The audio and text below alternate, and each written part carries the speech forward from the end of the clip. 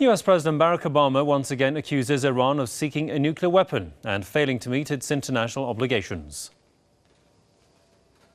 Time and again, it has failed to take the opportunity to demonstrate that its nuclear program is peaceful and to meet its obligations to the United Nations. Let me be clear, America wants to resolve this issue. Speaking at the 67th UN General Assembly, Obama described a nuclear Iran as a threat to world security. This despite the fact that Iran insists its nuclear energy program is solely for peaceful purposes.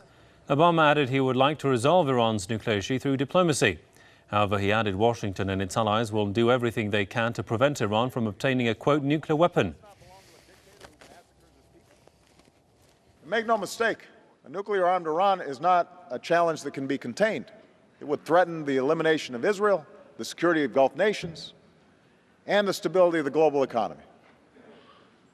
It risks triggering a nuclear arms race in the region and the unraveling of the Non-Proliferation Treaty. That's why a coalition of countries is holding the Iranian government accountable. And that's why the United States will do what we must to prevent Iran from obtaining a nuclear weapon. Well, to discuss this more, I'm joined from Westchester by Lawrence Davidson, professor at Westchester University. Welcome to the program, sir. Professor, first of all, let's call into question the role of media, which plays in the fact that, which brings into question the fact that how much does media contribute to this nuclear campaign against Iran?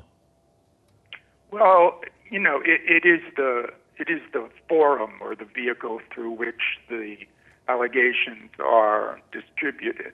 Mr. Obama is doing this as a function of domestic political and electoral pressures. He knows very well that the Iranian Republic is not pursuing nuclear weapons.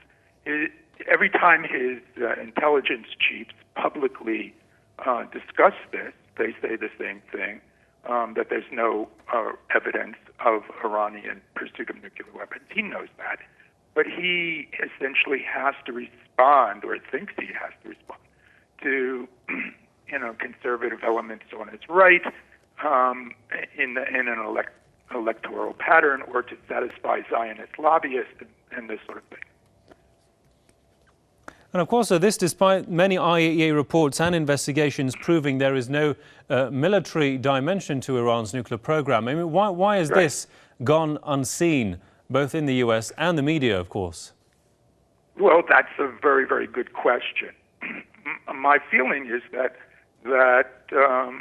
the media, the press, is as influenced by special interests, lobby interests, as are the political parties and the politicians, and so you're kind of caught in a sort of storyline that runs parallel to political policies as they play out within the domestic scene, and to challenge that storyline is essentially to risk the loss of advertising, readership, and this sort of thing. Or at least that's the perception of the editors and the owners. And of course, many of the media are owned by corporate or interests or individual interests who are way to the political right of Mr. Obama. Nonetheless, I think that if Obama wins re-election, my guess is that this whole rhetoric business of accusing Iran of doing something that the president and the administration knows it's not doing, I think that it's going to quiet it down, damp it down. Of course, Professor, very briefly, we saw that the media rallied support to go to the Iraq war by having repeated calls of Iraq possessing WMDs and all that. I mean, how much do you see this in the case of Iran? How do you relate this in the case of Iran? And of course, threats made by Israel to attack Iran. Right. It's absolutely part of a very, very dangerous pattern. There's no doubt about it. As well as the demand, through the IAEA, the Atomic Energy Commission, to open up more and more and more of Iran. There's a pattern here.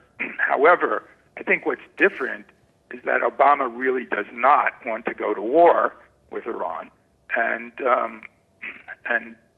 if he's reelected, I think he's going to take action to sort of dampen this down. Indeed. Well, on that note, we'll have to leave it there. Many thanks to Professor Lawrence Davidson from Westchester. Thanks for your time there, sir.